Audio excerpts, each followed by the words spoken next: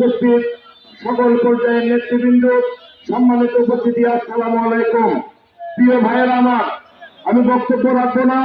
আমি শুধু একটি কথাই বলতে চাই যে বিএনপি এবং আওয়ামী লীগের যে তফাৎটা, প্রিয় ভাইয়েরা আমার, আপনারা জানেন যে বিগত আওয়ামী লীগ সরকারের সময়ে আমাদের উপরে কত অত্যাচার করা হয়েছে, কত নির্যাতন করা হয়েছে।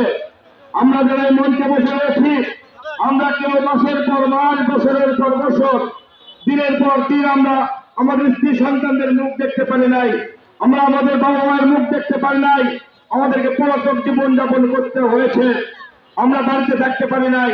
প্রিয় ভাইয়ের আমার, আজকে আওয়ামী লীগ যেভাবে বাংলাদেশ থেকে প্রধানমন্ত্রী সহ কেন্দ্রের নেতা, থানার নেতা, জেলার নেতা, ইউনিয়ন ওয়ার্ডের নেতারা, এমপি, মন্ত্রী, প্রশাসনের বিভিন্ন কর্মকর্তারা যেমন একবারে আত্মগোপনে তারা জীবন বাঁচানোর জন্য পালিয়েছে, এমন যদি বিএনপি করত, তাহলে আমার বিশ্বাস যে আমাদের বাড়ি ঘর, ধন সম্পদ কিছুই থাকতো না, আমাদের জীবন কিছুই থাকতো না, থাকতো তারা সব জ্বালিয়ে পুড়িয়ে নিঃশেষ করে দিত।